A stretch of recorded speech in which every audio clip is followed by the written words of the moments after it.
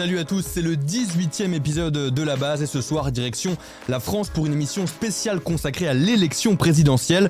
Ensemble et pour cette première émission spéciale dédiée à l'élection présidentielle, on se pose une question, un fil rouge pour nos discussions. C'est qui ou alors c'est quoi la droite française aujourd'hui? Comment a-t-elle évolué? Qui est son leader aujourd'hui et que propose-t-elle à la jeunesse? Cette droite française, on va se poser toutes ces questions avec notre invité Anthony Biche, le représentant belge du parti Les Républicains, parti de la candidate Valérie Pécresse. Mais avant de l'accueillir, on s'installe et on revient sur l'actualité de cette campagne présidentielle. C'est parti pour le 18e épisode de La Base.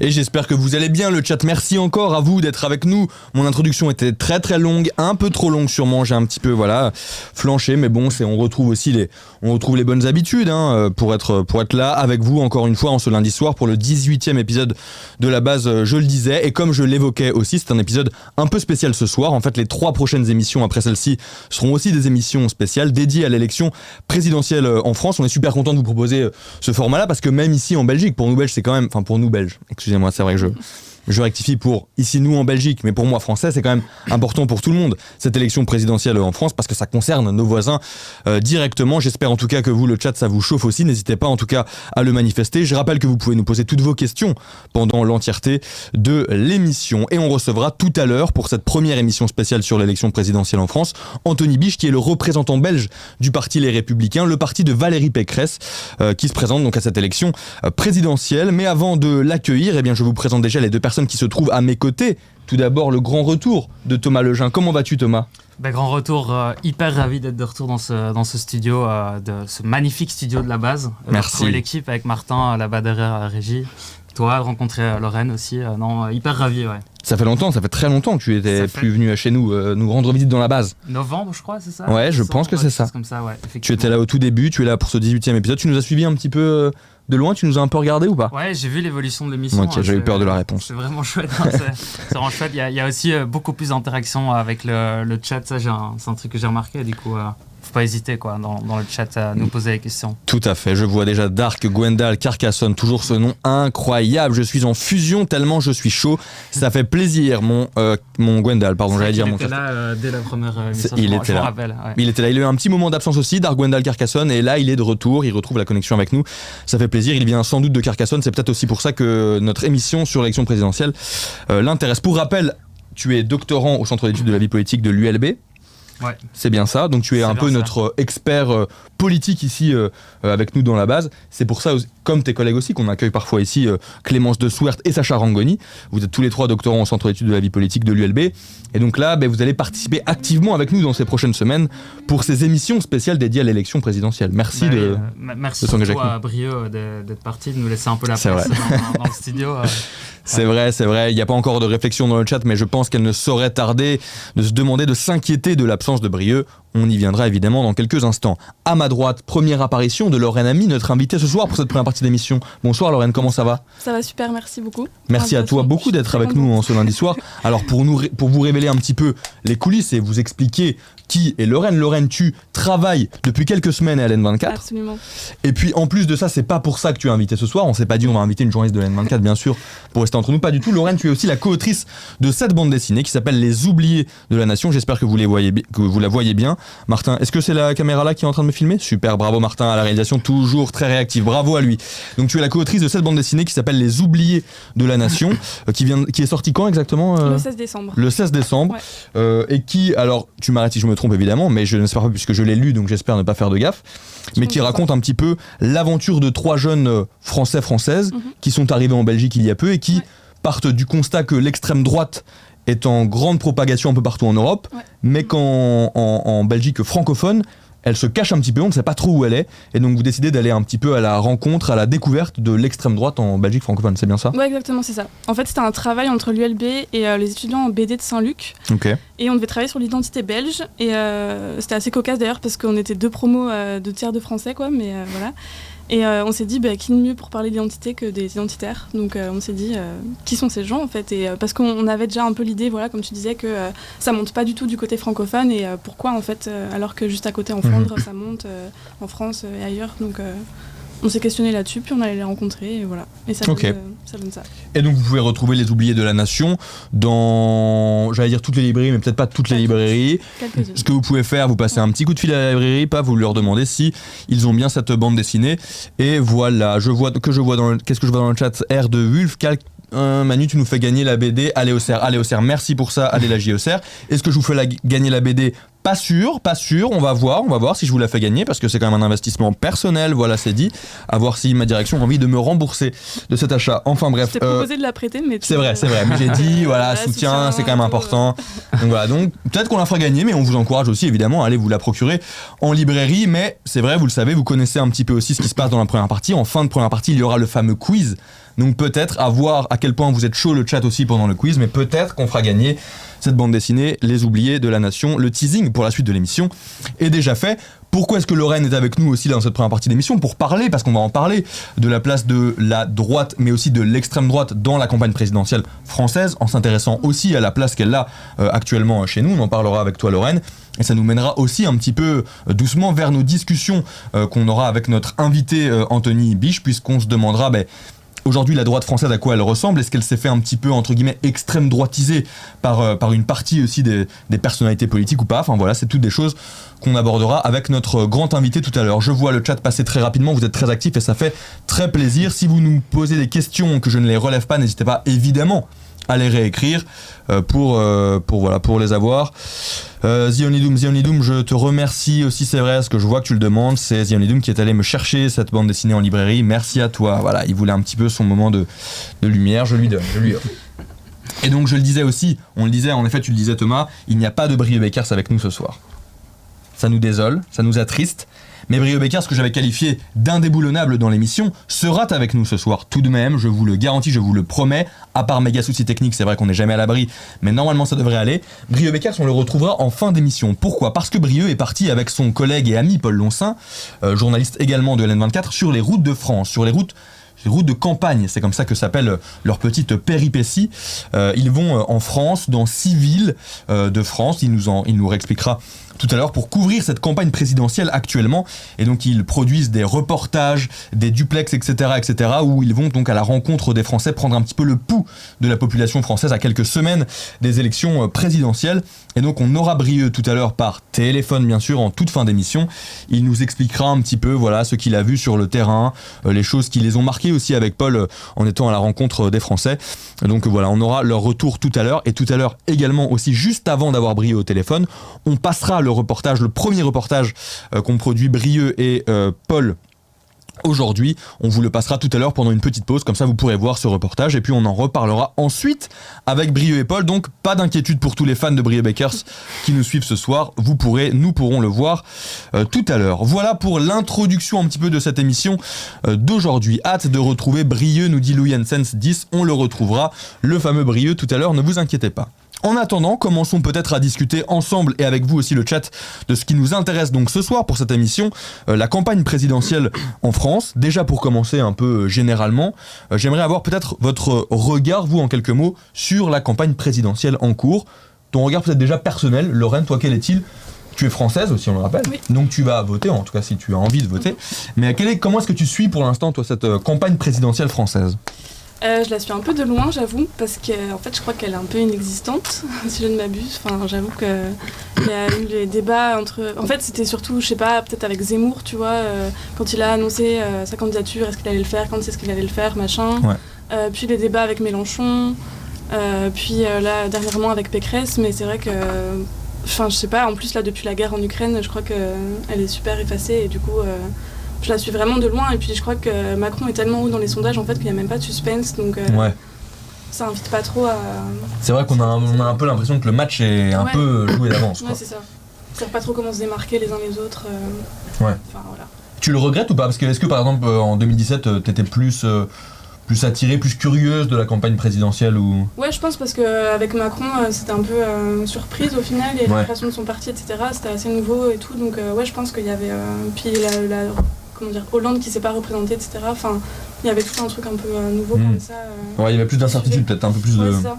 Qui suivait le bilan de Hollande en fait. Ouais. Alors que là, Et toi Thomas, comment est-ce que tu l'observes J'imagine que tu as quand même un intérêt un peu particulier peut-être pour cette un événement politique majeur. Pour le coup, pas du tout. Ça doit bien être la première présidentielle française que je ne suis absolument pas. Et je pense que les raisons sont celles que Lorraine a dit un peu. On se demande un peu s'il y a vraiment campagne. On voit Macron qui a même pas besoin de s'engager dans cette campagne pour défendre un bilan. Et on se dit qu'il va être réélu haut la main. Il y a plus de personnalités politiques comme Fillon, comme Hollande ou comme Macron qui prennent comme ça une espèce de place de par leur charisme et par leur histoire politique. Donc j'avoue que là pour le coup j'ai complètement décroché. J'ai jamais accroché en fait, ça c'est sûr. En fait là quand vous dites ça, on n'a jamais accroché. Ça me fait penser à quelque chose, un terme qui m'avait moi un peu interpellé de la part d'observateurs politiques là dans cette campagne présidentielle. Il parlait de campagne présidentielle Tefal, du nom de ces poêles de cuisine, en disant un peu que dans cette campagne présidentielle, il y avait beaucoup de sujets qui glissaient, beaucoup de paroles qui glissaient comme ça, mais que rien n'accrochait vraiment sur l'opinion publique, quoi. Est-ce que vous rejoignez un peu ce constat? Vous avez aussi cette impression-là que rien n'accroche vraiment? Ouais, à fond. Moi, un truc dont je voudrais vraiment parler, c'est par rapport à Zemmour. Quand même, je voulais juste rappeler qu'il a quand même été accusé par 8 femmes de comportements inappropriés et d'agression sexuelle, et on n'en parle pas en fait. Et c'est un truc de fou que, je sais pas, Fillon, tu parlais de Fillon Thomas, ça a fait la campagne aussi en 2017, et là, pourquoi ça accroche pas en fait? C'est juste encore dénigrer totalement la parole des femmes, décrédibiliser leurs paroles, et en fait pourquoi on n'en parle pas quoi dans cette campagne? Et je sais pas, voilà, je voulais parler de ça. Ok. Et toi, qu'est-ce que tu en dis sur Thomas là, de cette campagne du coup, rien n'accroche vraiment. Et là, par exemple aussi, il a un exemple concret, c'est vrai. Typiquement, ça devait être un sujet qui accroche, c'était pas le cas. On voit. Mais comment est-ce que tu l'expliques? Est-ce que c'est aussi parce que les médias, par exemple, n'en parlent pas assez, ou est-ce que c'est même presque les gens qui s'en foutent, quoi, ou tu vois qui... Je sais pas, moi je me dis aussi d'un côté, j'ai pas d'avis d'expert véritablement là-dessus, parce que comme je te dis, c'est vraiment pas un truc qui pour l'instant me préoccupe vraiment. Une chose que je me dis quand même, c'est qu'on sort de 2 années difficiles, et là il y a quand même des études qui montrent que en sortant de ce genre d'événements qu'une société a pu mal vivre, qui a créé des frustrations, etc., enchaîné avec une sorte de showcase politique où il y a des divisions qui éclatent au plein jour au jour, etc. C'est vraiment pas quelque chose qui est propice à ce qu'il y ait une campagne électorale qui soit attirante. Et on aurait pu se dire qu'avec l'éclatement de la guerre en Ukraine, il y a une sorte de remobilisation de l'électorat, que les Français soient là et les Françaises qui soient là. Ok, là, il y a un événement majeur qui se passe, que ça réactive des grandes thématiques géopolitiques, la question européenne, etc. On voit que c'est pas du tout le cas. Donc à nouveau, la question reste en suspens. J'ai vraiment pas de réponse, mais c'est assez fou à constater. Ouais, mais c'est vrai qu'en plus, vous le disiez aussi tous les deux, la guerre en Ukraine a fait que ça a un peu chamboulé aussi l'actualité et ça a un peu relégué en second plan cette campagne présidentielle. Alors pour revenir peut-être quand même sur des événements aussi là de cette campagne présidentielle en cours, notamment des événements médiatiques, peut-être revenons sur un moment important mais qui était déjà il y a quelques semaines, c'était le débat entre Valérie Pécresse et Éric Zemmour. Si je veux un peu en parler, c'est aussi parce que ça nous amène doucement aussi vers le sujet qu'on abordera pleinement ensuite en seconde partie avec notre invité Anthony Biche, le représentant belge du parti Les Républicains. Ce débat entre Valérie Pécresse et Éric Zemmour, il était intéressant, je trouve, dans le sens où c'était un débat entre 2 personnalités de droite. Alors Éric Zemmour marqué à l'extrême droite et Valérie Pécresse la droite classique, on va dire la droite républicaine, quoi, les Républicains. Mais ça pose quand même la question de qui incarne vraiment la droite aujourd'hui. Alors est-ce qu'il faut s'en référer aux intentions de vote, au pourcentage dans les sondages? Est-ce qu'il faut s'en référer au discours, à la place tenue sur l'échiquier politique? C'est pas toujours simple de savoir qui incarne vraiment cette droite-là. Et c'est vrai qu'on voyait aussi Éric Zemmour, l'une de ses ambitions au début de cette campagne présidentielle, quand il s'est présenté, c'était de dire que lui voulait en tout cas allier un électorat assez bourgeois, une classe assez aisée, plutôt un électorat des Républicains de base, avec un électorat plus populaire qui lui était un électorat peut-être plus du Rassemblement National, essayer d'allier ces 2 électorats-là. Est-ce que tu rejoins ce constat-là? Est-ce que tu as l'impression, toi Thomas, qu'il y a cet électorat, dans la sociologie de l'électorat plutôt à droite, un électorat plutôt aisé qui voterait plutôt les Républicains, un électorat plutôt populaire qui voterait Rassemblement National? Oui, je pense qu'il y a plusieurs réponses à cette question. D'un côté, en 2017, que ce soit Macron, Fillon, Macron et Fillon en fait avaient un électorat assez semblable, c'est-à-dire qu'ils visaient l'électorat aisé, les plus diplômés, avec les plus hauts revenus, et ceux qui étaient relativement optimistes sur l'avenir, c'est-à-dire les jeunes générations vont quand même mieux vivre que nous, quoi qu'on en dise, etc. Et là où ils se différenciaient véritablement sur l'électorat qui sont parvenus à capter pendant la présidentielle française de 2017, c'était sur l'âge de l'électorat qu'il captait. Donc Fillon avait réussi à capter un électorat plus âgé globalement. Macron avait plutôt réussi à capitaliser sur tout ce qu'il a fait à la suite du mouvement Nuit debout, à capter une jeunesse assez idéaliste, assez utopique, qui voulait vraiment changer les choses, etc. Là où Marine Le Pen avait un électorat beaucoup plus typique. Donc elle visait clairement, en tout cas, elle est parvenue à capitaliser sur un électorat qui avait entre 30 et 60 ans. Je dis n'importe quoi, entre 45 ans et 60 ans environ, qui était beaucoup plus populaire et qui avait effectivement des revenus moins élevés. Donc ça, c'était un peu la cartographie de l'électorat à droite en 2017. Aujourd'hui, les jeux sont complètement ouverts, et quand tu poses la question de qui incarne véritablement la droite aujourd'hui, je crois que c'est ça en fait la campagne qui est en train de... c'est ça la décision que les Français vont devoir prendre lors de cette présidentielle, parce qu'on voit qu'effectivement, il y a différentes offres politiques qui parfois se ressemblent énormément sur certains sujets. Et alors, la seule autre force qui arrive à capter un électorat aussi aux conditions défavorables, aux conditions socio-économiques défavorables, et qui se sentent un peu les perdants de la mondialisation, c'est Mélenchon. C'est-à-dire que c'est plus le PS.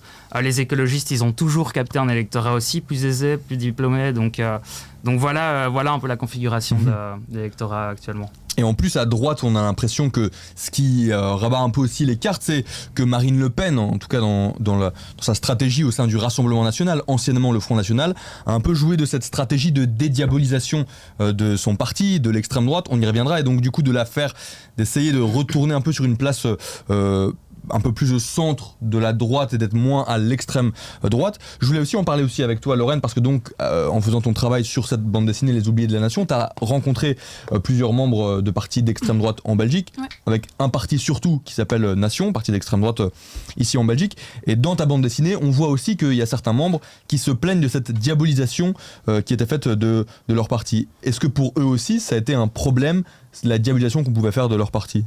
En tout cas, de ce que tu as ressenti, ça, de leur retour? Pas vraiment en fait, pas vraiment. Je leur ai demandé et en fait eux ils disent on va pas changer qui on est. Nous on est identitaires, c'est comme ça, c'est genre on nous aime et on nous rejoint, ou alors on va ailleurs quoi. Mais eux ils veulent même pas changer. Nous ce que Hervé Van Laten nous a dit c'est en fait quand on fait 8%, oui on peut se préoccuper de notre image, mais quand on fait 1% ça sert à rien. Ce qui est un peu étonnant. Hervé Van Laten c'est le leader de Nation. Hervé Van Laten c'est le leader de Nation. Et je trouve ça marrant de prendre ce problème dans ce sens-là, parce que justement c'est peut-être aussi parce qu'ils ont une mauvaise image qu'ils font pas plus. Bon il y a plein de raisons qui font qu'ils font pas plus, mais je sais pas, je trouve ça juste marrant de prendre ça dans ce sens-là. Et oui, ils font peur en fait. Ils font peur, clairement. C'est une milice plus qu'un parti. Enfin voilà. Et je voulais juste revenir parce que tu les qualifies d'extrême droite. Et en fait, eux ne se qualifient pas d'extrême droite. Eux, ils prônent en fait ce qu'on appelle une troisième voie entre le capitalisme et le communisme. Et du coup, pour eux, ils disent non, on peut pas être, parce que l'extrême droite, c'est l'extrême de la droite. Et vu qu'on n'est pas de droite, alors on n'est pas d'extrême droite. C'est un peu ça leur credo, quoi. Du coup, c'est un peu... En fait, on peut pas vraiment les comparer. Il n'y a pas vraiment d'équivalent en France. Oui, ça, parce que du coup, j'ai l'impression que là, dans le positionnement...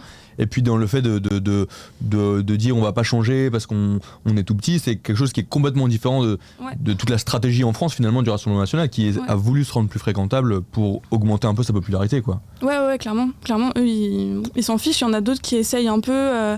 Nous on a rencontré, du coup il y a eu une dissidence en fait de Nation, et donc on les a rencontrés et on avait cette impression là au début que justement ils étaient peut-être dans une volonté de dédiabolisation, mais en fait quand tu les écoutes vraiment, que tu parles avec eux, le discours est identique, vraiment identique. Après oui, peut-être que leur site est un peu plus joli, peut-être que machin, mais c'est toujours immigration, islam, sécurité, quoi. C'est vraiment le triptyque sacré des identitaires. Donc, et en France, est-ce qu'on peut lire aussi une espèce de dissidence, par exemple, avec Éric Zemmour et lui, il a un parti qu'il a fondé, Reconquête. Est-ce qu'on peut voir aussi, on peut faire ce parallèle-là d'une dissidence, de dire, et donc ça va un petit peu peut-être dans le sens inverse, mais d'un Front National, d'un Rassemblement National qui a voulu se dédiaboliser, se rendre plus fréquentable, et un Éric Zemmour du coup qui est arrivé, qui lui, on a l'impression en tout cas, ne se pose pas du tout la question de se rendre fréquentable quand il parle de vouloir par exemple changer les prénoms, quand il parle d'une théorie de grand remplacement. On a l'impression que lui se pose pas du tout la question de est-ce que je vais choquer ou pas. Ah non, il s'en fout, c'est même sa stratégie. Je crois que c'est très clairement, et c'est d'ailleurs pas lui qui a fait ce constat, mais il y a ce constat-là de se dire Marine Le Pen en fait dédiabolise le FN, le Rassemblement National. D'ailleurs, ils ont changé de nom, c'est pas non plus tout à fait innocent par rapport à ça.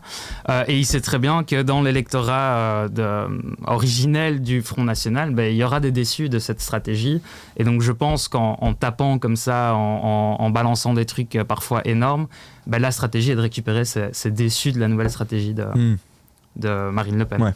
Est-ce que tu en as rencontré, toi, des Éric Zemmour en allant à la rencontre des identitaires en Belgique francophone? Je pense que Hervé Anathème, il pourrait, au niveau des idées, oui, parce que lui, clairement, il se préoccupe pas, comme on disait, de se dédiaboliser. Donc lui, il dit des trucs trash, il s'en fout. Il a un passé de néo-nazi, antisémite, voilà. Mais après, c'est pas la même figure qu'Éric Zemmour, qui est un journaliste, essayiste.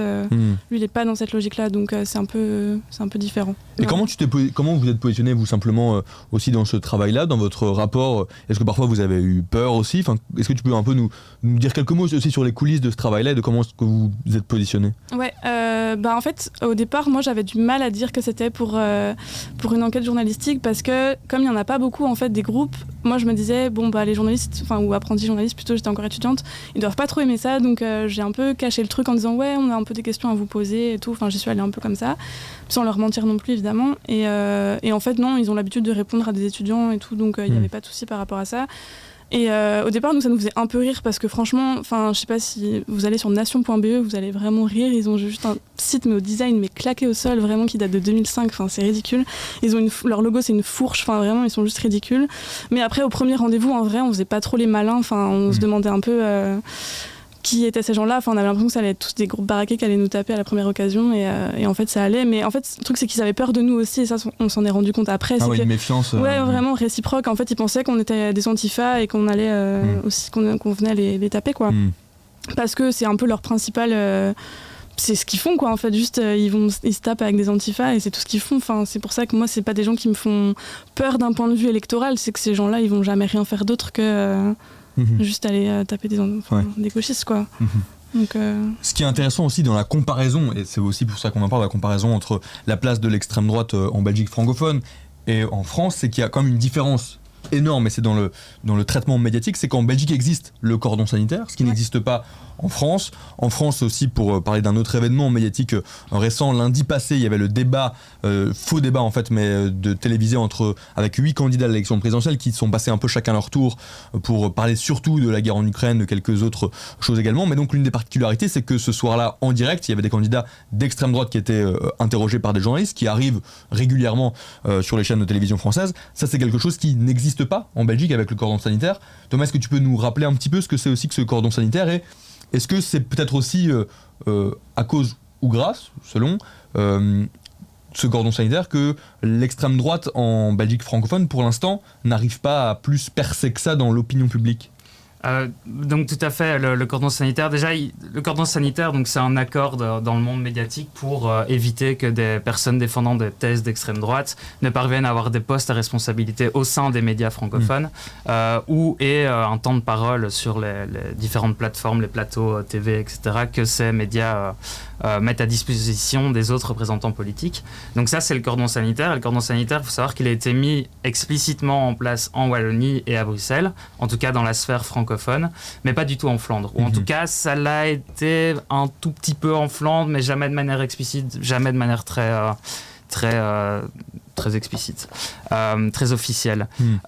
Et donc effectivement, en fait, quand on pose la question de savoir qu'est-ce qui fait le succès ou l'échec d'une formation politique comme une formation d'extrême droite, il faut réfléchir en termes de demande et d'offre.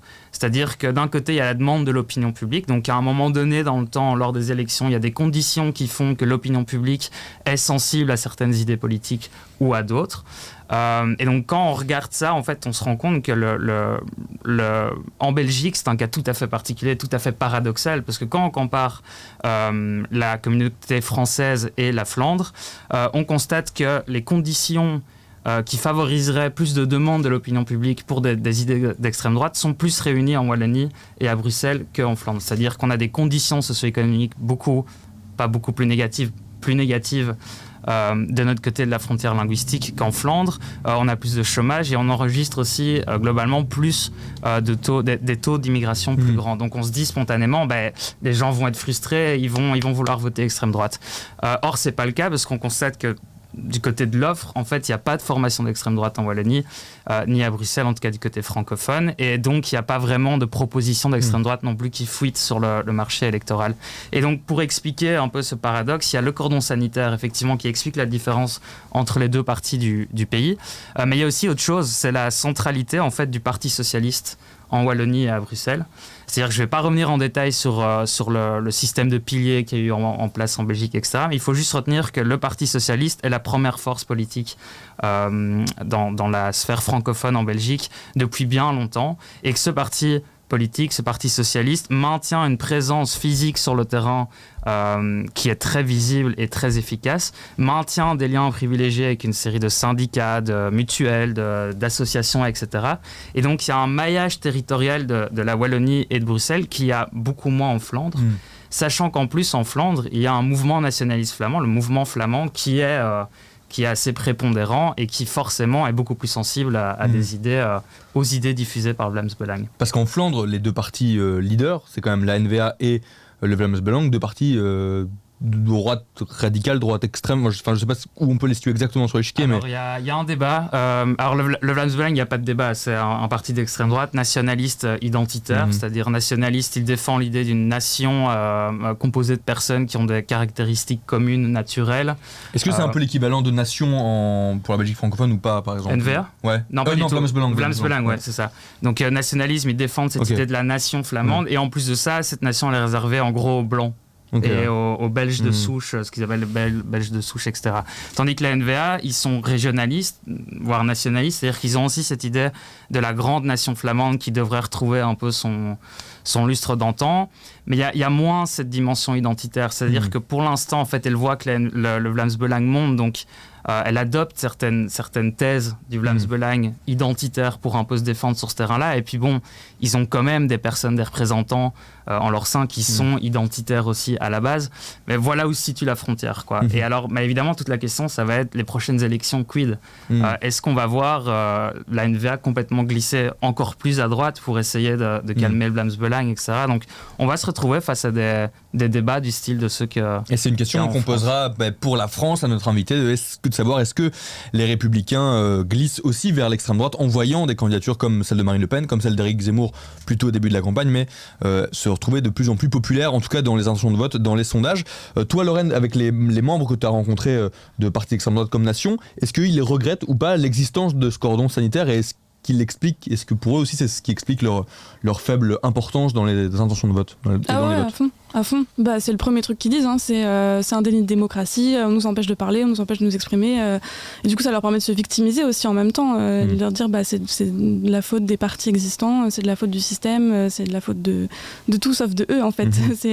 Ils savent pas s'organiser, ils ont aucune stratégie politique, aucune vision, ils savent pas faire juste politiquement, mais pourtant pour eux c'est le cordon sanitaire qui a raison de leur échec. Sans vouloir, je vais pas faire l'avocat du diable, mais quand ils disent que c'est le système, quelque part ils ont raison, parce que les gatekeepers, donc ce qu'on appelle les gatekeepers, les garants du système, c'est les médias et les partis politiques.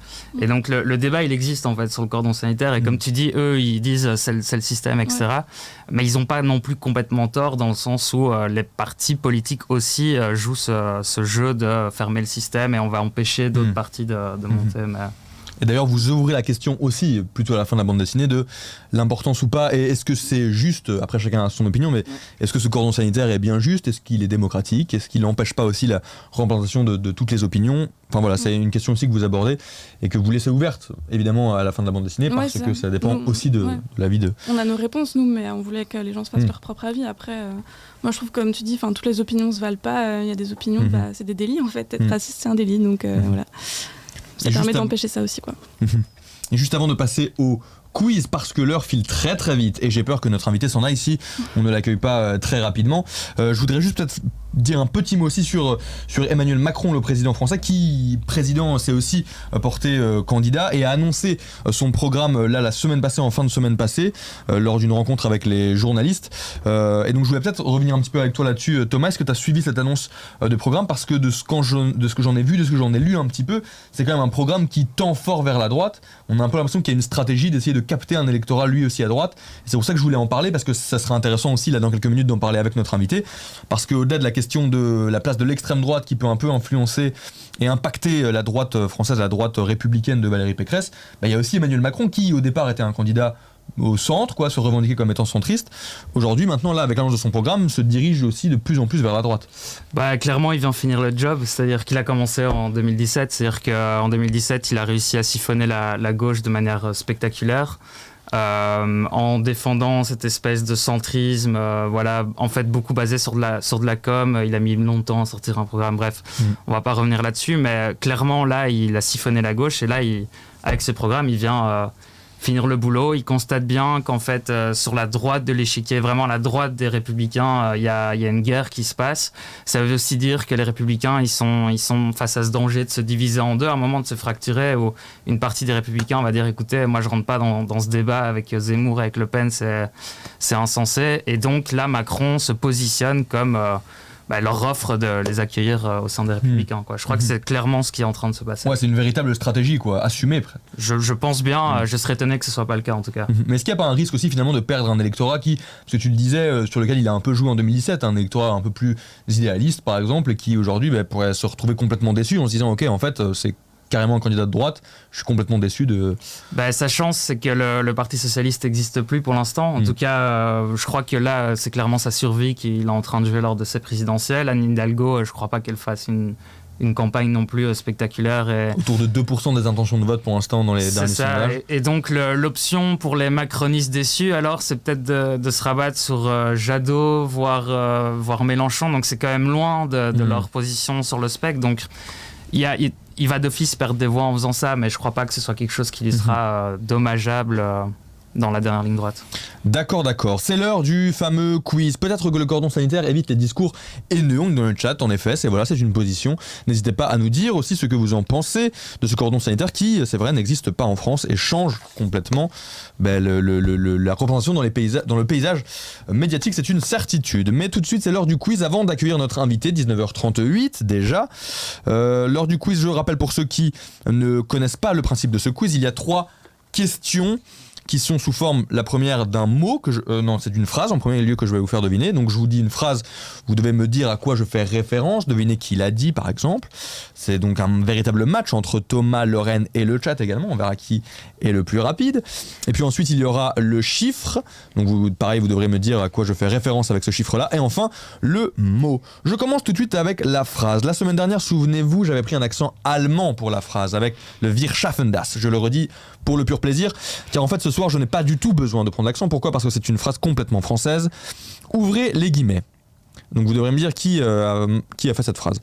Je pense qu'un certain nombre de ces personnalités, par leur rayonnement, par leur connaissance des Français et de leur portefeuille ministériel, ces personnalités seraient de compétences extrêmement précieuses pour un gouvernement que je veux former le plus large possible.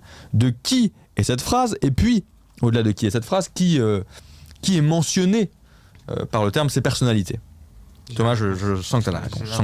Je laisse le chat réagir ou... Thomas laisse une petite chance au chat de réagir. Pécresse, bien vu. Maïnaté, tu l'avais, c'était Pécresse, c'est que tu voulais dire, Thomas ? C'est ça. Est-ce que tu peux nous en dire un peu plus ou pas sur cette phrase-là ? J'ai juste vu ce matin en me levant un truc combiné ou quoi. Pécresse a dit ça et les 3 personnes mentionnées ont réagi comme ça. Voilà. Ouais, c'est ça. Valérie Pécresse c'est un peu fait moquer à cause de cette déclaration, parce que donc, alors pour vous dire le début avant donc tout ce que je viens de dire ensuite, Valérie Pécresse avait dit j'aimerais voir entrer le général Pierre de Villiers à la défense. Donc en fait elle parlait de si elle était élue, de son gouvernement qu'elle aimerait former. Et donc elle disait qu'elle aimerait voir le général Pierre de Villiers à la défense, Teddy Riner le judoka à la jeunesse et Leïla Slimani à la francophonie. Sauf que ces 3 personnalités qui apparemment n'avaient pas été appelées en amont, n'avaient pas du tout ne s'attendaient pas du tout à ces déclarations de Valérie Pécresse, n'ont pas très très bien réagi, ou en tout cas on pense que ce n'est pas la réaction qu'attendait Valérie Pécresse. Pourquoi ? Parce que Pierre de Villiers a dit « Je n'étais pas au courant préalablement de cette déclaration de Madame Pécresse et je ne serai pas son ministre de la Défense ». Première réaction, c'est non. Ensuite, Leïla Slimani, la romancière, sur France Info, a dit « Je trouve ça très inélégant, rien ne me ferait plus horreur. Ceci dit, ça ferait une belle idée de roman ». C'est ce qu'a dit Leïla Slimani, donc on imagine que ça va être un peu compliqué également de l'avoir en ministre de la francophonie. Et puis enfin le judoka Teddy Riner, alors lui ne s'est pas vraiment exprimé, il a simplement réagi avec un emoji mort de rire, Teddy Riner, donc on a l'impression qu'il n'est pas hyper chaud non plus, donc un bon flop quand même pour Valérie Pécresse. Je serais curieux d'avoir le retour d'Anthony Biche dans quelques instants concernant cette sortie là. Tu vas lui demander ? Ouais, on va peut-être lui demander de savoir ce qu'il en a pensé, s'il pense qu'elle aurait peut-être dû s'abstenir de cette sortie médiatique. On verra ce que nous répond Anthony Biche, qui nous rejoint dans quelques petits instants. Anthony Biche, le représentant en Belgique, entre autres, il est représentant en Belgique des Républicains, mais il a aussi d'autres statuts, d'autres étiquettes. Il nous expliquera dans quelques instants. Le chiffre, quel est-il le chiffre ? Est-ce que Lorraine va prendre sa revanche sur Thomas ? Est-ce que le chat va aussi réagir très rapidement ? Le chiffre, c'est 60,95. Aucune idée. C'est un pourcentage. Ah, pourcentage. En fait, j'ai quand même oublié un truc essentiel avant de démarrer ce quiz. J'ai oublié de préciser que c'était un quiz vraiment axé sur la droite française. C'est peut-être important de le mentionner. Toutes mes excuses. 60,95. Presque 61%. Par rapport à la droite française. Par rapport à une personnalité politique représentée là par notre invité qui arrive dans quelques instants, donc Valérie Pécresse. Si je vous dis 61%, si je vous dis Valérie Pécresse. Thomas, tu sais pas non plus ? Aucune idée. Le score que ferait Macron face à elle au deuxième tour ? Non. C'est pas par rapport à l'élection présidentielle, c'est un résultat d'une élection déjà passée. Bah, elle a une fonction, je sais plus, elle est. Comment Valérie Pécresse ? Valérie Pécresse, c'est la candidate des Républicains. Ouais. Ah bah, aux primaires. Exactement, bravo Lorraine. C'est le score. Je suis désolé, j'ai pas du coup trop fait gaffe. Non, j'ai pas l'impression je crois que primaire de la droite, ouais. Primaire de la droite, voilà, c'est ça, bravo Hobbes Ducache, c'est ça, c'est en fait le résultat obtenu lors du second tour de Valérie Pécresse lors de la primaire des Républicains en décembre dernier. C'est à ce moment-là donc que Valérie Pécresse a été élue et est devenue la première femme à ensuite représenter les Républicains à la présidentielle, avec cette déclaration à l'issue des résultats: je suis prête à être la première femme présidente de la République. Elle avait largement gagné devant Éric Ciotti après un premier tour très serré où Éric Ciotti avait été la véritable surprise et avait fini en tête avec 25,59% des voix. Valérie Pécresse en seconde position avec 25% des voix. Un premier tour vraiment très surprise où l'énorme échec était pour Xavier Bertrand, que certains voyaient comme le favori, éliminé dès le premier tour. Et donc voilà, Valérie Pécresse, après ce premier tour où quasiment tous les autres, donc Michel Barnier, Xavier Bertrand, Philippe Juvin, avaient appelé à plutôt voter pour Valérie Pécresse. Elle l'avait largement emporté, mais c'est aussi peut-être quelque chose qu'on abordera avec notre invité ensuite, de savoir si Éric Ciotti a potentiellement eu un impact sur la suite de la campagne de Valérie Pécresse et sur son programme, puisqu'on sait qu'Éric Ciotti défendait quand même une ligne à droite un peu plus dure, un peu plus ferme que Valérie Pécresse, notamment sur les questions d'immigration, sur les questions de sécurité. Également. Donc voilà, ça c'était le chiffre, le pourcentage obtenu par Valérie Pécresse lors du second tour de la primaire des Républicains. Et enfin, le petit dernier, c'est un mot, c'est plutôt 3 lettres en fait. RPF. Elle est dure celle-ci. Celle-ci, elle est très très dure. Avec le RPF, ça remonte à 1947. L'ancêtre de l'UMP, enfin l'ancien nom du... Tout à fait, c'est le premier nom du parti Les Républicains. RPR du coup. Oui, avant le RPR, ouais, tout à fait. Il y en a eu pas mal en fait avant le RPR. Il y a eu, alors le RPF, c'est le Rassemblement du peuple français en 1947, c'est créé par Charles de Gaulle. Donc ça c'est le RPF en 1947. Après il y a eu l'UNR, l'Union pour la Nouvelle République. Et puis il y a eu l'Union des démocrates pour la 5e République, c'était en 1967, ça a duré 10 ans. Donc ça fait déjà 3 noms. Ensuite il y a eu le RPR en 1976 jusqu'en 2002. Ensuite, il y a eu l'UMP, juste avant les Républicains. L'UMP de 2002 à 2015. Et puis, depuis 2015, c'est donc les Républicains, le nouveau nom des Républicains, en fait. Le nouveau nom de l'UMP, anciennement. Il y a eu donc 6 changements de nom depuis l'existence des Républicains, depuis son existence au tout début. Il y a eu 6 changements de nom. Et à noter, c'est intéressant, que du côté de la gauche, il y a eu un seul changement de nom, puisque avant le Parti Socialiste, c'était la section française de l'Internationale ouvrière, SFIO, qui est devenue le Parti Socialiste en 1969 et qui, depuis, n'a jamais changé de nom.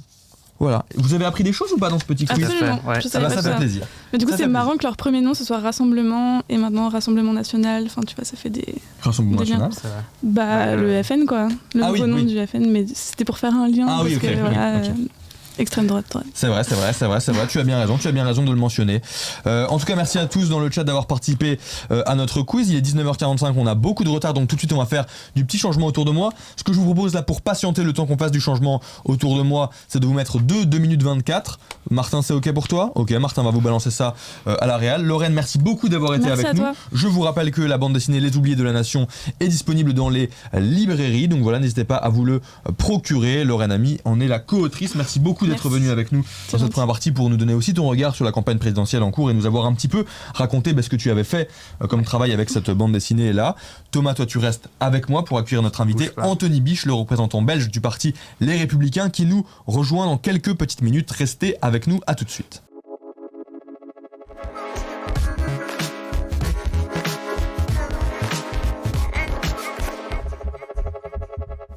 Et nous revoilà dans la deuxième partie de la base pour aborder notre grand sujet ce soir dans cette émission spéciale consacrée à l'élection présidentielle. On va s'intéresser à la droite française avec l'un de ses représentants, un représentant du parti LR, Les Républicains. Bonsoir Anthony Biche, comment allez-vous? Bonsoir Emmanuel, merci beaucoup pour l'invitation. Eh bien très bien, nous sommes en pleine campagne, il y a à peu près maintenant 3 semaines du premier tour de l'élection présidentielle et je crois que c'est vraiment là que ça va devenir le plus intéressant, c'est vraiment là que tout va se jouer dans ces C'est très 3 semaines. intense comme période.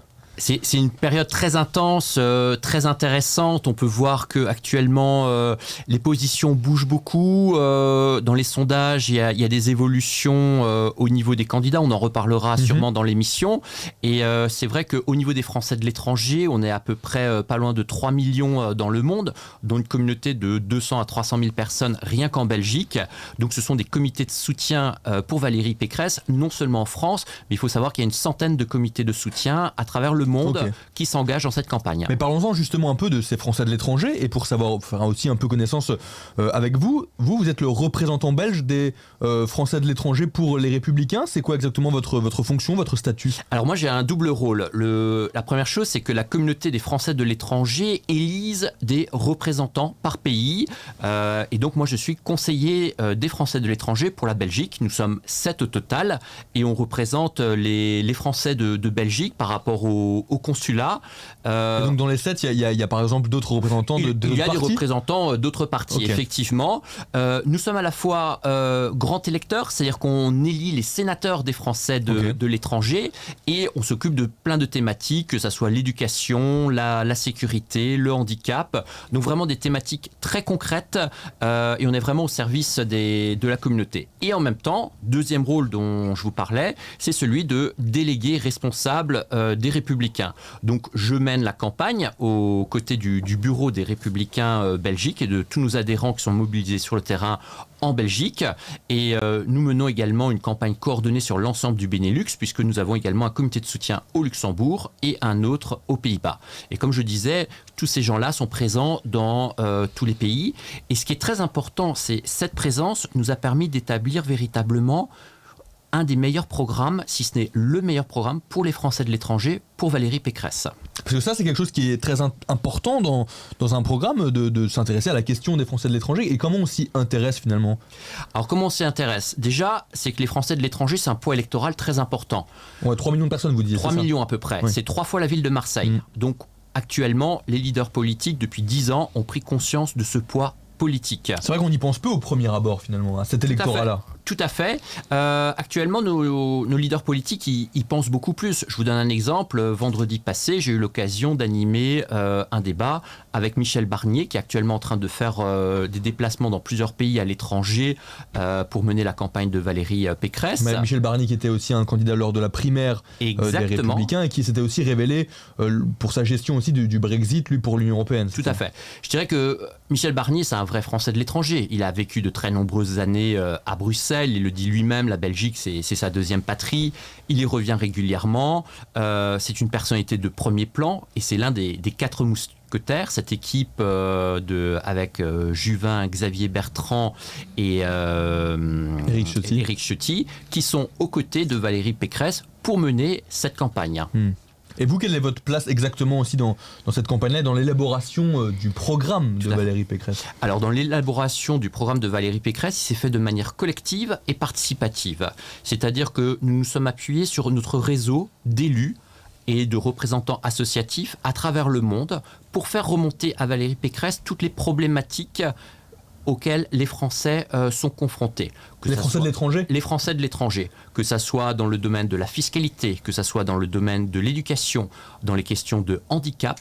Tout cela, toutes ces propositions, nous les avons fait remonter au siège. Suite à cela, Valérie Pécresse, avec son équipe, en s'appuyant sur nos sénateurs des Français de l'étranger, a présenté un programme en plusieurs points, comme je le disais, dans le domaine de la sécurité, pour essayer de développer au mieux des solutions qui répondent aux besoins des gens. Mais l'autre chose aussi qui est intéressante, c'est tous ces Français qui vivent à l'étranger, ils ont aussi l'occasion de voir ce qui est mieux à l'étranger qu'en France.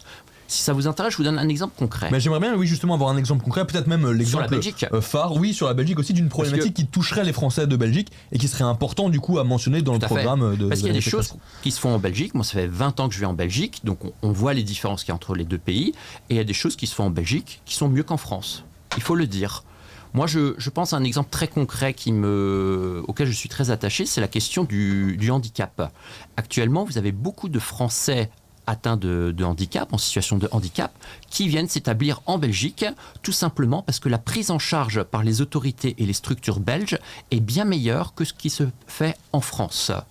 Or, actuellement, ce qui s'est passé, c'est que le gouvernement, au lieu de chercher à s'inspirer de ces méthodes, de ces pratiques belges, a fait le choix de créer un moratoire et de ne plus permettre aux gens qui sont en situation de handicap, d'être transférés vers la Belgique. Ce qui crée des situations déchirantes pour beaucoup de familles, puisque certaines familles ont fait le choix de venir exprès s'établir en Belgique parce que l'un de leurs proches ou l'un de leurs enfants serait mieux pris en charge.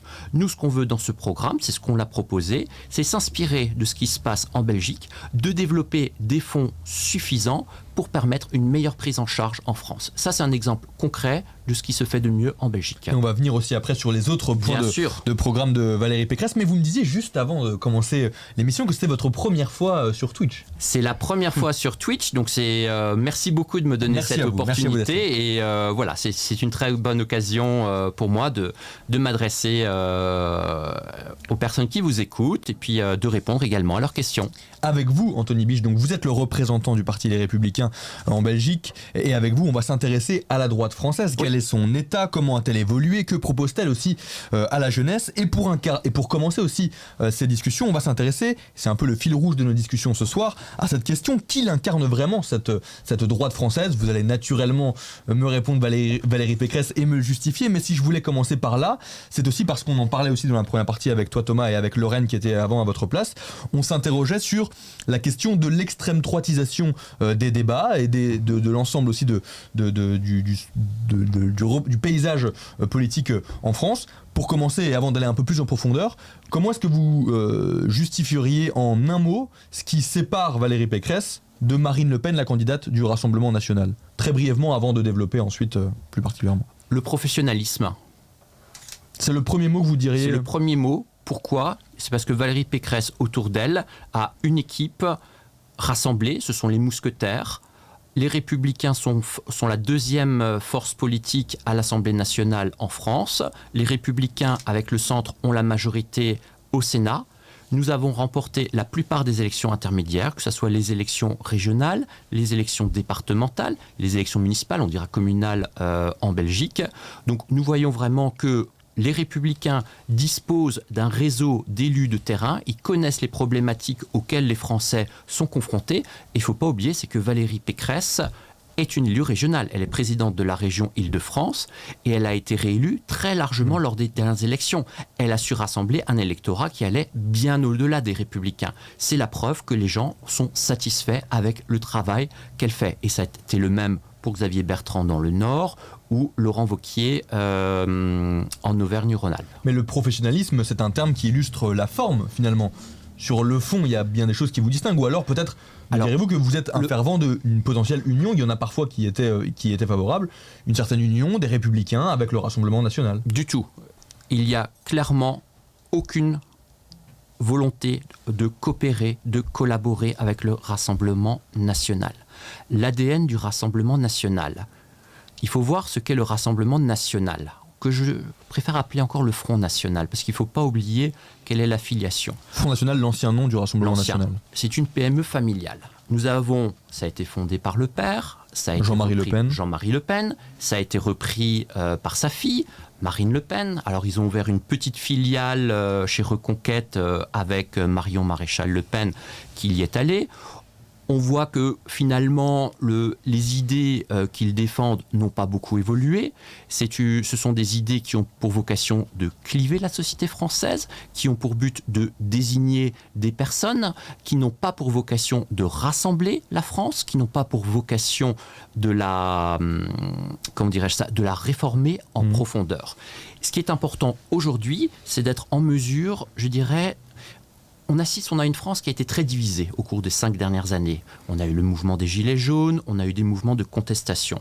Aujourd'hui, il faut rassembler ces personnes, rassembler les bonnes volontés, réformer la France et refaire ce qu'appelle Valérie Pécresse la Nouvelle France. Mais une Nouvelle France, c'est pas une notion vide.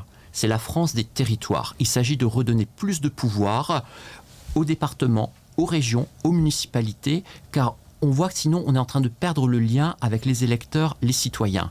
Or, ce qui est important, c'est que les gens doivent comprendre quel est l'impact positif que la politique peut avoir sur leur vie au quotidien. C'est pour ça que la prise de décision doit être la plus proche possible des citoyens.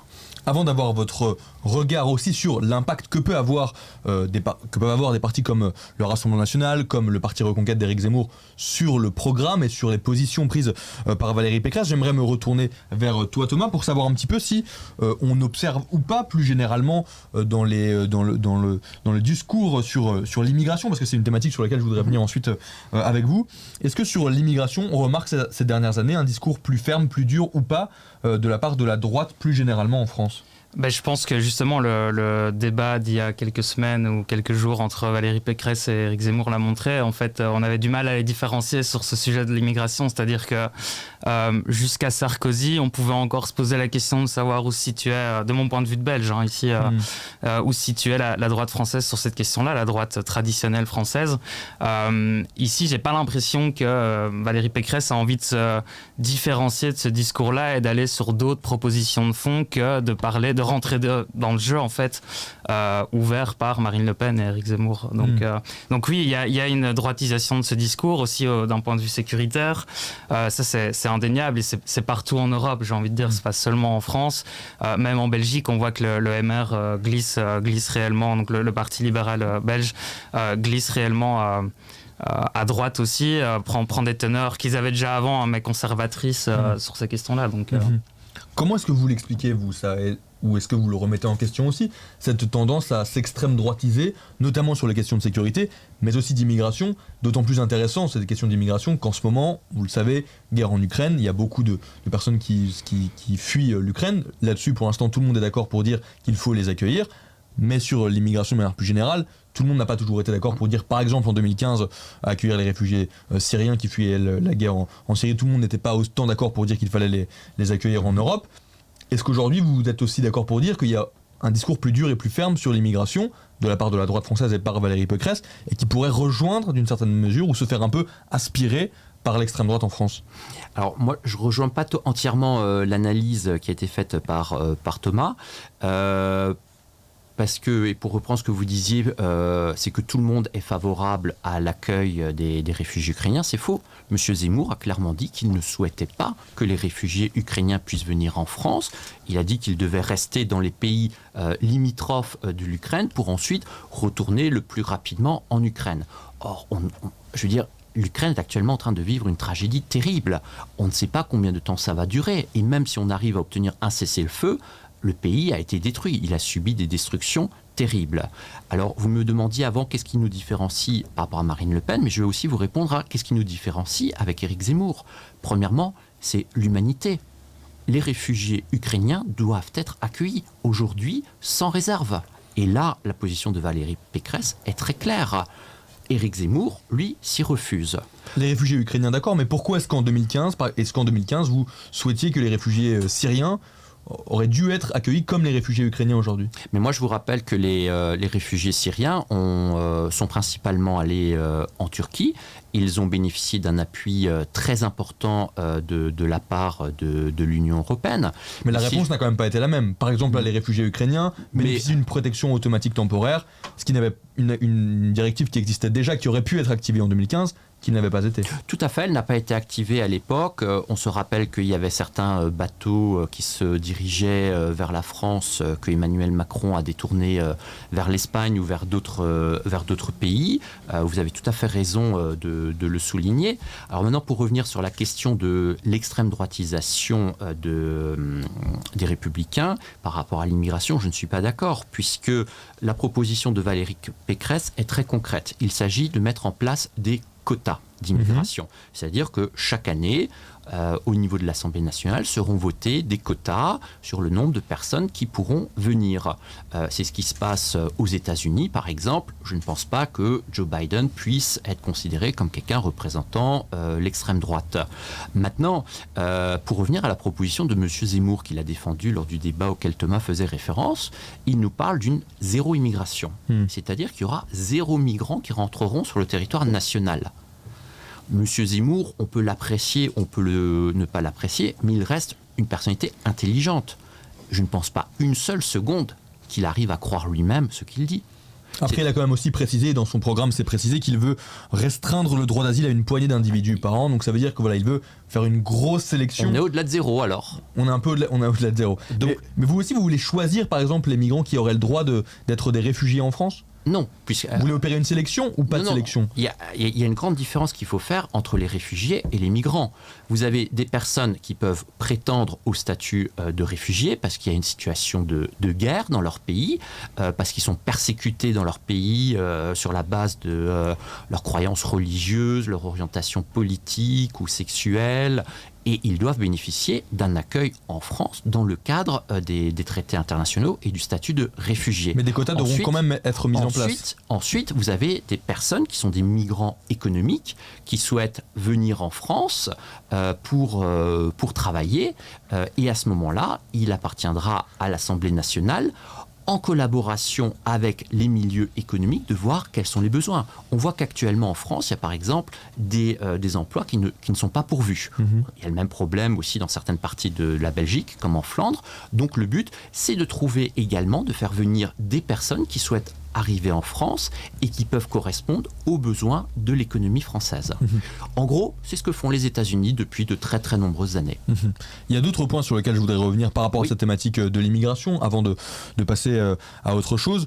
Aujourd'hui, un enfant né sur le territoire français de parents étrangers devient français à ses 18 ans. C'est ce qu'on appelle le droit du sol. Éric Zemmour et Marine Le Pen veulent supprimer ce droit du sol. Valérie Pécresse, qu'en dit-elle ? Alors là, au niveau du droit du sol, il s'agit d'avoir un débat, de l'aménager. Actuellement, vous avez raison, il y a une automaticité du fait que la personne devienne français. Il faudrait à ce moment-là que la personne, au moment de ses 18 ans, fasse le choix de demander la nationalité française à laquelle, à ce moment-là, elle pourra prétendre.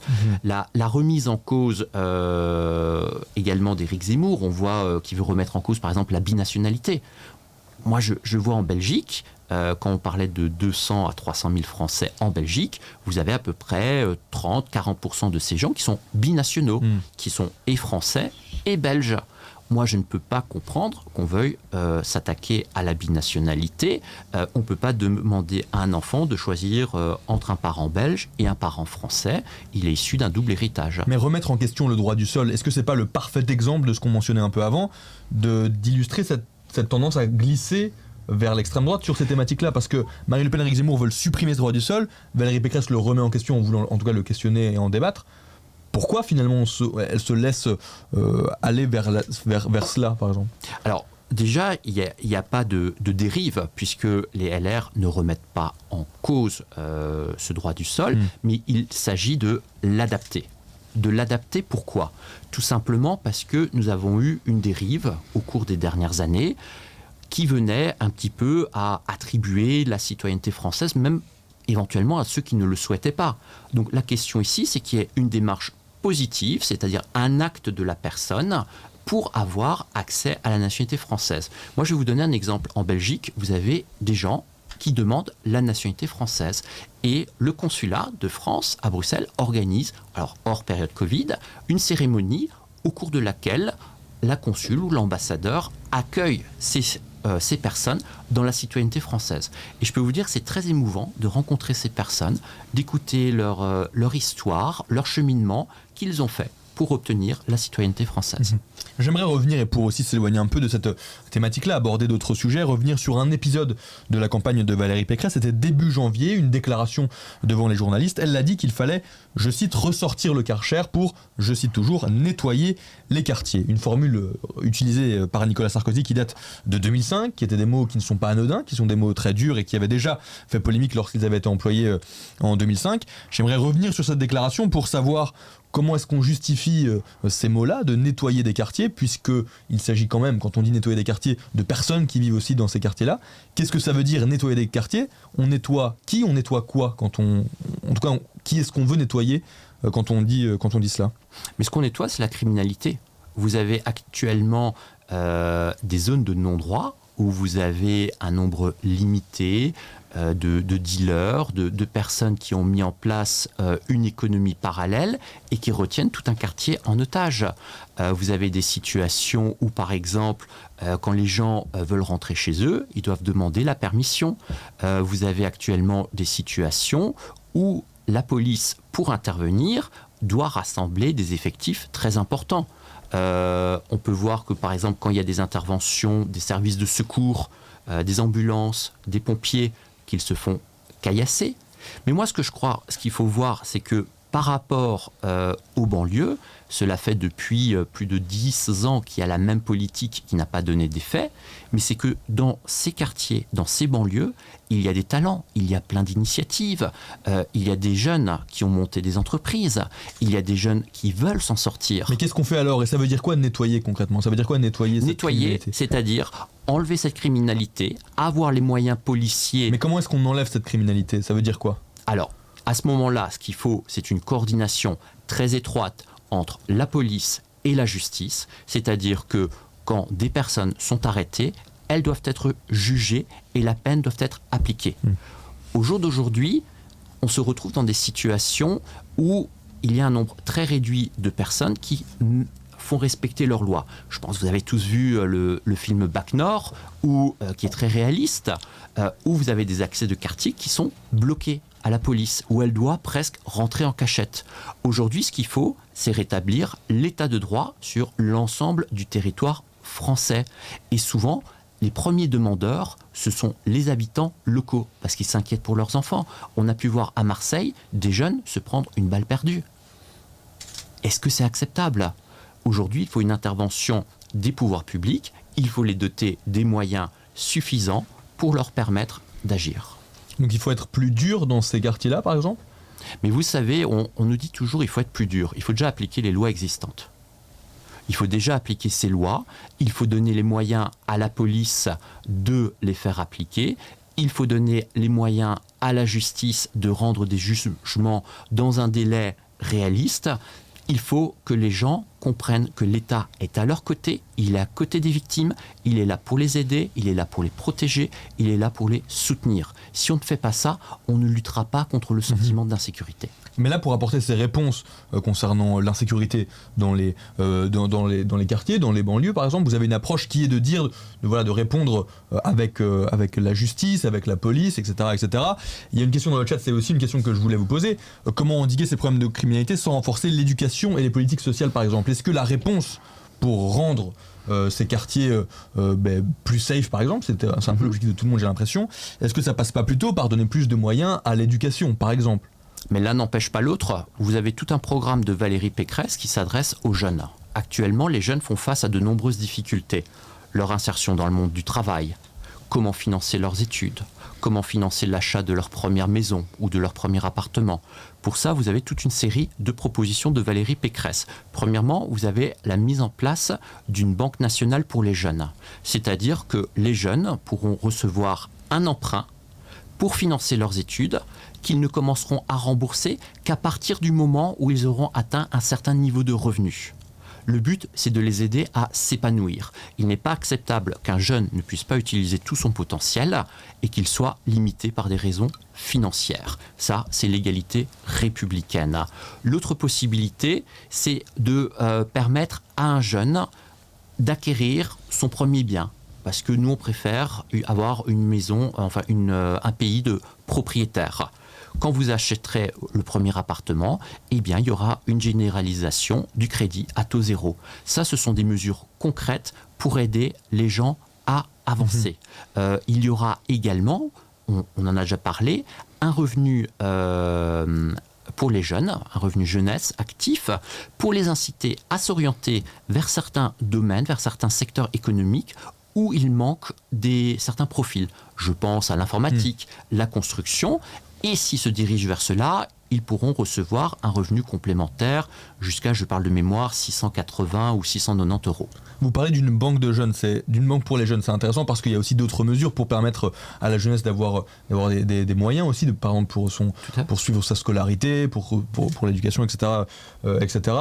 Pourquoi est-ce que vous ne voulez pas mettre en place un revenu jeunesse, un revenu étudiant, par exemple, comme le proposent d'autres candidats? Parce que finalement, le contre-argument, ça pourrait être de dire que de mettre en place une banque des jeunes, une banque pour les jeunes, ça aussi pourrait les précariser dans le sens où ça vous endette de fait puisqu'on doit rembourser ensuite un emprunt. Alors, premièrement, ça ne les précarise pas puisqu'il s'agit... Alors, premièrement, il y a déjà un certain nombre d'aides qui existent pour les jeunes. Mais ici, le but, c'est vraiment de leur permettre de faire les études ou la formation dans le domaine qu'ils ont. Pourquoi pas un revenu étudiant ? Mais il y a une chose aussi qui est importante avec cette banque, c'est que ils commenceront à rembourser qu'à partir du moment où ils auront un certain nombre de revenus, un certain niveau. Donc ça leur permet d'avoir le droit à l'échec. On peut très bien avoir un étudiant qui va dans une filière et qui se dit finalement, c'était pas fait pour moi. Eh bien, nous, avec ça, on dit, tu as le droit à l'échec, tu as le droit de te tromper et tu peux te réorienter. Mais un revenu étudiant, ça permettrait cela aussi. Pourquoi est-ce que vous n'optez pas pour un revenu étudiant ? Parce que tous les jeunes ne seront pas étudiants. Certains veulent faire des formations plus courtes. Certains veulent s'orienter vers d'autres domaines. Certains veulent aller en apprentissage. Vous savez, en France, par exemple, et c'est le même cas en Belgique, on ne va pas se mentir, vous cherchez un plombier, vous cherchez un électricien, vous allez avoir beaucoup de mal à le trouver. Il y a énormément d'emplois à ce niveau-là. Donc, il s'agit également de revaloriser l'apprentissage tout en offrant aux jeunes un revenu complémentaire s'ils s'orientent par exemple dans des métiers comme la construction où véritablement il y a des besoins importants, il y a des emplois qui sont non pourvus. Moi, si je peux intervenir, je trouve ça super intéressant la discussion que vous avez depuis tantôt à deux. Quand tu veux, Thomas. Bien sûr. Mais je trouve que ça illustre parfaitement en fait la ligne de fracture entre la gauche et la droite sur les moyens qu'on veut mettre en place pour résoudre ce genre de problème. Et donc là, on a ici une proposition qui est dirigée vers les jeunes et qui a vraiment pris de l'information sur la situation des jeunes, etc. Mais qui se base sur l'idée de mérite, sur l'idée de proactivité des jeunes pour aller chercher une certaine offre. Alors que toi, ce que tu dis je suppose que tu faisais référence à des candidats de gauche qui proposent... Oui, comme Fabien Roussel, comme Jean-Luc Mélenchon, qui proposent des revenus étudiants, des revenus pour tous les jeunes. Où là, la réflexion est complètement inverse. On se dit, on va donner cet argent aux jeunes et ils en feront ce qu'ils veulent, et quitte à aussi avoir un échec. Et je trouve que c'était vraiment l'illustration même de ce débat, elle est là en fait. Voilà, d'ailleurs, ça rejoint aussi. Vous vouliez peut-être compléter. Non, mais juste, je suis tout à fait d'accord avec ce que disait Thomas, parce que pour nous, la liberté, c'est important. Et il faut laisser les gens grandir. Ceux qui savent le mieux ce qui est bon pour eux, c'est eux-mêmes. Il faut leur donner les moyens de se développer. Il ne faut pas que leur situation économique ou financière ou familiale de départ soit un obstacle. Ils doivent avoir toutes les chances. Ça, c'est vraiment la France de la réussite, la France de l'égalité que nous voulons. Et effectivement, c'est une grande différence que nous avons tant avec M. Roussel ou des candidats de gauche, mais également avec Emmanuel Macron, qui, on l'a vu au cours des dernières années, a pratiqué la politique du chèque, un chèque énergie, un chèque de ci, un chèque de ça. Et on a vu que ce genre de politique peut être très discriminatoire. Je vous donne un exemple. Un Français qui est basé en France touchait ce chèque énergie. Par contre, un Français qui travaille en France mais qui réside en Belgique n'y avait pas le droit. Alors qu'il cotisait tout autant avec ses impôts, alors que Également, il roule en France. Il a dû acheter de l'essence à la station essence. Il a pris de plein fouet cette hausse des prix. Et quand le gouvernement d'Emmanuel Macron accorde une aide, eh bien, les Français de l'étranger sont oubliés. Donc, c'est aussi un peu notre rôle d'élus des Français de l'étranger de parfois mettre en avant ces incohérences. Donc, c'est pour ça, pour nous, c'est très important à droite de rappeler que de soutenir les gens, de les accompagner, mais de ne pas prendre les décisions à leur place. On se rappelle dans les banlieues, pendant des années, la gauche a déversé des subventions au niveau des associations. On a vu que ça n'a pas obtenu le résultat escompté. Nous, ce qu'on veut, c'est véritablement insuffler une politique de la réussite et dire aux jeunes, vous avez toute votre place dans cette société. Vous faites bien de mentionner Emmanuel Macron parce que je voulais aussi revenir sur un autre point de programme précis de Valérie Pécresse, c'est par rapport au RSA. Parce que là, dernièrement, Valérie Pécresse a aussi un peu reproché à Emmanuel Macron d'avoir copié une partie ou certains points de son programme. Valérie Pécresse propose, tout comme Emmanuel Macron, que les bénéficiaires du RSA donnent chaque semaine 15 heures d'activité. Alors, pour rappel, le RSA, c'est le revenu de solidarité minimum. C'est un peu le revenu minimum qu'on peut obtenir alors quand on a travaillé avant, mais c'est un peu un revenu de base de solidarité. Maintenant, donc, la nouveauté, ce serait, donc Emmanuel Macron veut que les bénéficiaires de ce RSA donnent à la société 15 heures d'activité par semaine. Valérie Pécresse le souhaite également. Pourquoi cette position-là ? Et du coup, est-ce que Valérie Pécresse ne se retrouve pas un peu aussi piégée par Emmanuel Macron qui viendrait un peu empiéter sur ses plates-bandes ? Alors, vous avez tout à fait raison de souligner que Emmanuel Macron a pioché des idées dans notre programme, mais vous savez, quand on veut copier ce que font les autres, autant le copier correctement. Parce que la position de Valérie Pécresse sur le RSA, sur ce quota d'heures, n'est pas tout à fait la même. Ce que Valérie Pécresse souhaite, c'est que chaque bénéficiaire du RSA donne 15 heures en contrepartie pour des activités au service de la communauté. Dans la dernière version que j'ai lue chez Emmanuel Macron, ça a peut-être changé. Lui, il parle d'entre 15 et 20 heures, dont le bénéficiaire pourrait, s'il le souhaite, contribuer.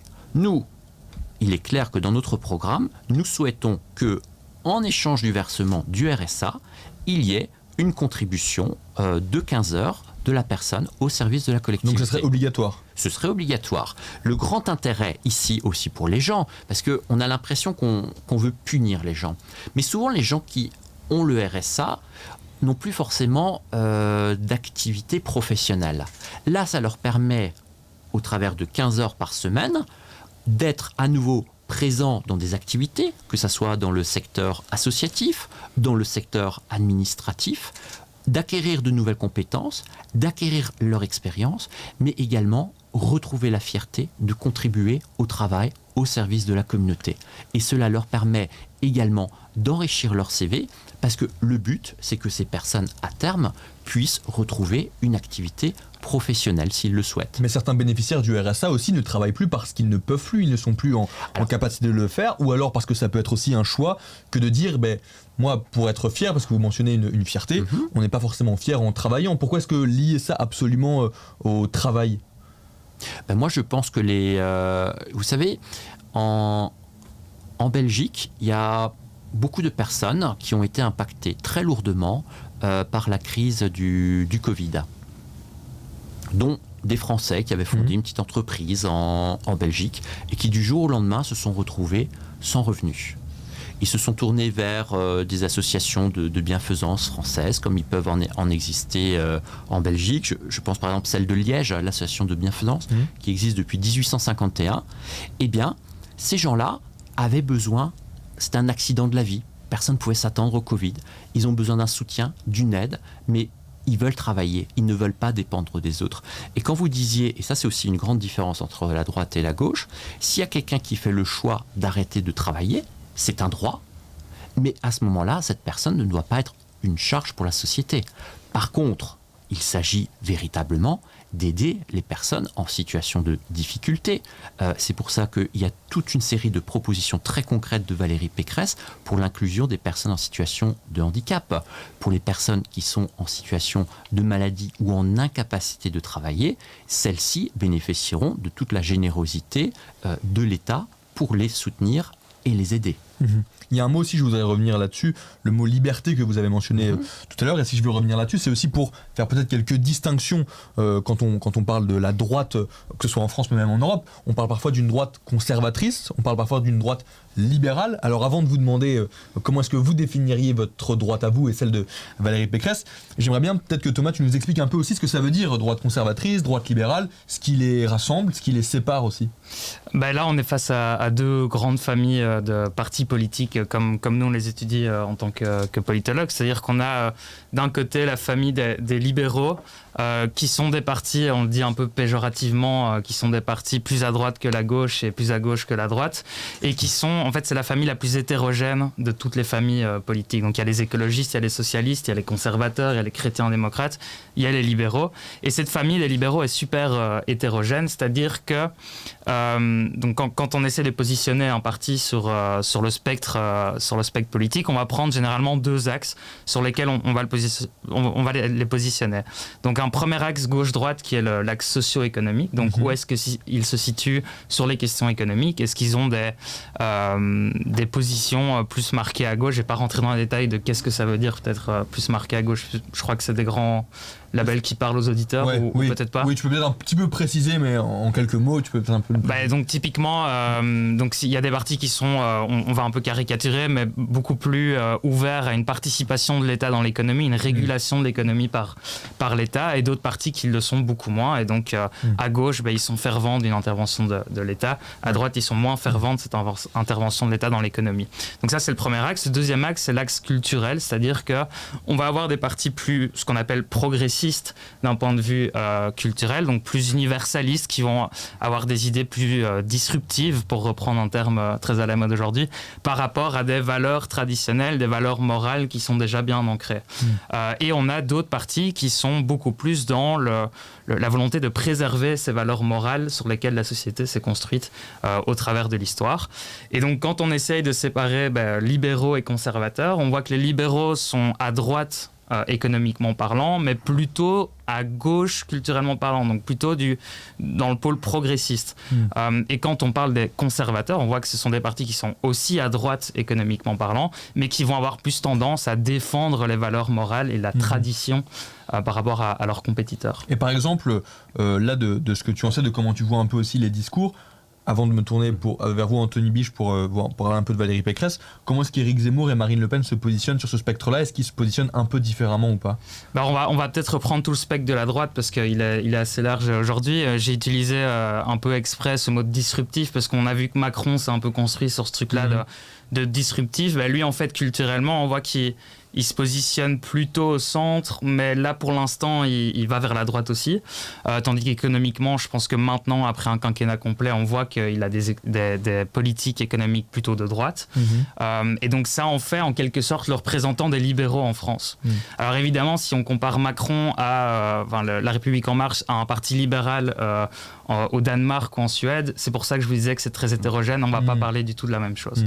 Sans rentrer dans ce débat-là, un peu plus à droite de Macron, on a les Républicains qu'on qualifierait plutôt de parti de droite conservatrice, même si là, en fait, c'est un parti de droite traditionnel dans un pays où il y avait jusqu'à peu deux gros partis qui se partageaient tout le spectre. Donc en fait, dans les Républicains, il y a encore une frange de libéraux qui ont été déjà en partie absorbés par Macron, et en tout cas c'est à eux que Macron fait un appel du pied avec son nouveau programme actuellement.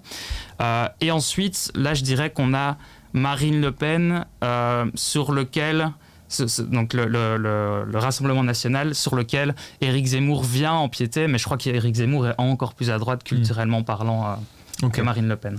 Ok. Comment est-ce que vous définiriez-vous alors votre droite et celle de Valérie Pécresse? Conservatrice, libérale, conservatrice et libérale? Vous savez, moi j'ai envie de laisser les autres répondre à cette question. Quand j'entends certains responsables de la République En Marche qui dénoncent l'extrême droitisation de Valérie Pécresse, quand j'entends Monsieur Zemmour qui dit que Valérie Pécresse est le clone d'Emmanuel Macron, j'ai l'impression que Valérie Pécresse est à la bonne place.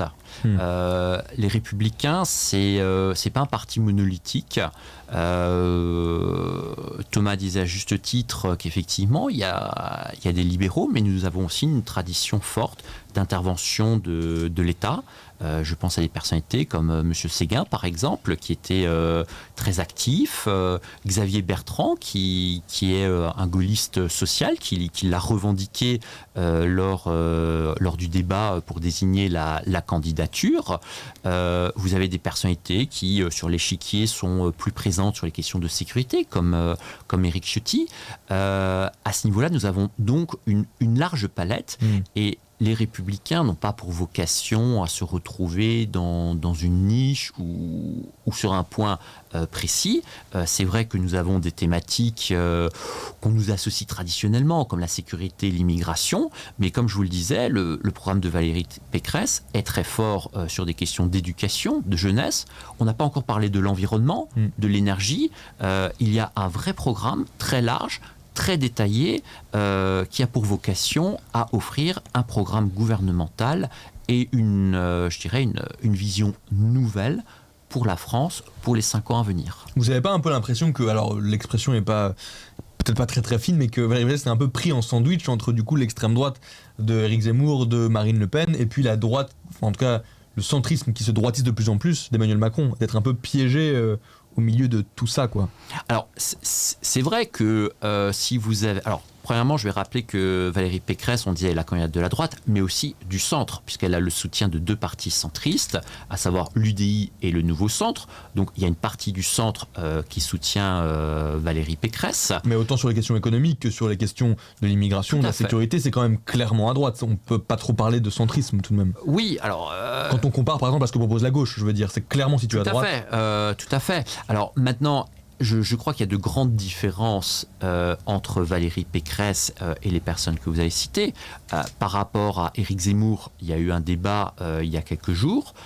Je crois que la plupart de vos confrères journalistes ont reconnu que le débat avait été remporté par Valérie Pécresse, alors qu'on sait que Éric Zemmour est un excellent polémiste, un bon débatteur. Globalement, Valérie Pécresse a remporté ce débat. Elle l'a remporté en montrant bien les différences qu'elle avait avec Éric Zemmour. Concernant Emmanuel Macron, il y a toute une autre série de choses que la droite ferait différemment. C'est vrai qu'il y a eu cette tentative d'Emmanuel Macron de faire des débauchages de personnalités, que ça soit à droite ou à gauche. Moi, je ne suis pas certain que c'est quelque chose qui intéresse les Français. Ce qui intéresse les Français aujourd'hui, c'est les questions de pouvoir d'achat, c'est les questions d'environnement, c'est les questions de sécurité, d'immigration, c'est l'inquiétude par rapport à ce qui se passe en Ukraine, c'est qu'est-ce que peut faire l'Europe pour les aider, que peut faire le gouvernement pour être à leur côté. Moi, si je peux me permettre, je trouve ça super intéressant parce que ma lecture que j'en ai de Belge, de cette campagne, et alors tu me contrediras peut-être parce qu'effectivement, j'ai pas trop suivi cette campagne, mais j'ai l'impression que justement le piège dans lequel est en train de tomber Valérie Pécresse, c'est qu'elle se fait enfermer dans un sujet de niche qui est l'immigration. Elle n'arrive pas à en sortir. Je sais pas à quel point en France est-ce qu'elle est vocale sur les questions de pouvoir, en fait sur d'autres questions que l'immigration et la sécurité. Et en fait, c'est pour ça que le débat entre Valérie Pécresse et Zemmour, pour moi, il s'est joué sur 2 plans quand on parle de victoire ou de défaite. Alors, qui l'a remporté d'un point de vue politique, télévisuel, ça, j'en sais rien. Et de nouveau, je l'ai regardé très rapidement. Mais je pense que c'est aussi une victoire d'Éric Zemmour qui, par ce débat, a réussi à parler de lui, des idées qu'il défend. Il a réussi à diffuser encore plus son discours dans la société française. Et je pense aussi qu'il faut lire la candidature d'Éric Zemmour, évidemment qui vise la présidentielle, mais je pense qu'il est avant toute chose là pour diffuser des nouvelles idées sur le marché électoral. Et donc, à ce niveau-là, moi, je pense que lui a gagné le débat de fond, en tout cas dans la manière dont il a su imposer ses idées dans dans cette présidentielle. Alors, moi, je suis très intéressé par ce que vous dites pour dire, est-ce qu'on arrive à discuter des autres sujets ? Par contre, ça, c'est une vraie question parce que il me manque vraiment un regard. Tout à fait. Non, c'est un vrai point parce qu'il y a toute une série d'autres problématiques, pouvoir d'achat, environnement. C'est vrai qu'il y a eu une première étape de la campagne l'année passée qui a été dominée par Éric Zemmour, qui a imposé cette thématique de sécurité, d'immigration. Ceci étant dit, Valérie Pécresse en a parlé lors de ces différents débats. Peut-être que ça a moins retenu l'attention. Vous disiez que Éric Zemmour a voulu faire infuser dans l'opinion publique un certain nombre de ses idées. Peut-être. Mais aujourd'hui, j'ai pas eu encore la question par rapport au sondage pour Valérie Pécresse, donc je l'anticipe. Donc j'ai regardé avant de venir. C'est qu'aujourd'hui, dans le dernier sondage, Zemmour est à 9%. Alors, est-ce qu'il a gagné à court terme ? D'après les sondages, et je prends les sondages avec beaucoup de précautions, ça ne semble pas être le cas. Sur le moyen, long terme, en faisant infuser un certain nombre d'idées, l'avenir nous le dira. Moi, ce que je vois par contre, c'est qu'il y a eu tout un travail de réflexion. Par exemple, il y a eu le grand meeting de Valérie Pécresse à Chartres, avec plus de 1000 élus locaux, où elle a expliqué sa vision de l'État. Sujet très important. Elle a mis en avant toute une série de propositions pour clarifier les responsabilités des départements, des régions, des communes, en donnant plus de pouvoir aux élus locaux. Il y a un chiffre aussi. Alors les sondages, on peut parfois les remettre en cause. Mais vous savez qu'en France, on a ce système de parrainage. Il faut avoir plus de 500 parrainages venant de différents départements. Bon, certains le remettent en cause, je ne rentre pas dans le débat. Qui a obtenu le plus de parrainages ? Est-ce que c'est M. Macron ? Et non, c'est Valérie Pécresse. Le parti Les Républicains est aussi beaucoup plus ancien, avec plus de maires aussi du coup implantés en France, parce que c'est un très vieux parti, alors que le mouvement En Marche d'Emmanuel Macron est quand même un mouvement qui est beaucoup plus récent, donc potentiellement moins d'élus. Alors, tout à fait, vous avez raison de dire que le mouvement d'Emmanuel Macron est plus récent, mais pourtant Emmanuel Macron a présenté des listes pour les élections régionales, pour les élections municipales, pour les élections départementales, avec un succès limité. Donc, ce qu'on peut voir, c'est que La République En Marche, c'est surtout une personne, c'est le président de la République, Emmanuel Macron, et le reste, je crois que c'est Alaminck qui parlait d'un parti un peu gazeux. Moi, ce que je vois, c'est que les Républicains, c'est un parti qui est enraciné, c'est un parti qui peut s'appuyer à la fois sur des personnalités de premier plan. C'est-à-dire que si demain, les Républicains remportent cette élection, ils ont en place les ministres, enfin les personnalités pour intégrer le gouvernement. Et c'est pour ça que je parlais un peu plus tôt, quand vous me disiez la grande différence, c'est le professionnalisme. C'est-à-dire que le programme que nous avons est concret, mais nous avons aussi derrière les personnes pour le mettre en place. Et la grande chose aussi, c'est que nous avons un programme qui adresse clairement la question du déficit. Parce que ce qu'il faut voir, c'est que Emmanuel Macron, hors dépenses Covid, a creusé sans précédent le budget de la France. Aujourd'hui, la seule mesure, je crois, de réduction des dépenses d'Emmanuel Macron, c'est la réforme des retraites. Cette réforme qu'il aurait dû faire durant son premier quinquennat, qu'il a annulée, mais qui nous a promis qu'il le fera lors du second. Croyons-le sur parole. Aujourd'hui, Valérie Pécresse propose 95 milliards de réduction des dépenses pour financer ces différentes propositions politiques. Je voudrais refermer nos discussions sur la question de la manière de communiquer de Valérie Pécresse, parce que vous mentionniez, et ça fait aussi référence à une intervention dans le chat et à ce qu'on mentionnait tout à l'heure en première partie, au fait que vous avez une équipe de gouvernement qui serait prête à gouverner si vous arriviez au pouvoir, et on s'était promis tout à l'heure dans la première partie qu'on vous poserait la question. Allez-y. Parce qu'il y a eu l'épisode, et c'est à ça que fait référence aussi Onidoum dans le chat. Valérie Pécresse a fait un appel du pied à certaines personnalités en disant qu'elle aimerait les voir dans son équipe de gouvernement si elle arrivait au pouvoir. Elle a mentionné 3 personnes: Pierre de Villiers, Leïla Slimani et Teddy Riner. Ces 3 personnes ont toutes les 3 réagi en disant, alors de manière différente, mais qu'en gros, elles ne seraient pas forcément pour. En tout cas, certains l'ont pris plus mal que d'autres. Mais donc voilà, en disant qu'elles ne seraient pas prêtes à gouverner pour Valérie Pécresse. Et ça ouvre plus largement la question de la manière de communiquer de Valérie Pécresse, qui se fait beaucoup critiquer, que ce soit sur sa manière de prester dans ses meetings, dans ses débats également. Qu'en pensez-vous? Quel regard vous avez-vous sur la manière de communiquer de Valérie Pécresse, encore après ce week-end, et ce flop, disons-le tout de même, qu'il y a eu là par rapport à cela? Bon, le terme flop me paraît un petit peu exagéré.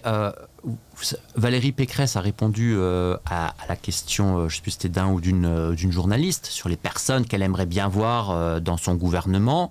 Elle a cité le nom de 3 personnes. C'est vrai qu'elle ne les a pas consultés, mais elle s'est prêtée au jeu. Elle aurait pu faire la politique de la langue de bois, ne pas répondre, dire on verra plus tard, il faut d'abord que je gagne. Elle a cité un certain nombre de personnes, et moi je pense qu'on peut mettre à son crédit, c'est que les personnes qu'elle a citées, c'était pas forcément des gens encartés chez les Républicains. Ça montre que Valérie Pécresse est ouverte sur la société civile. Vous vous rappellerez par exemple, pendant les élections régionales en Île-de-France, le rappeur Booba lui avait apporté une forme de soutien. Je ne pense pas que Booba soit encarté chez les Républicains.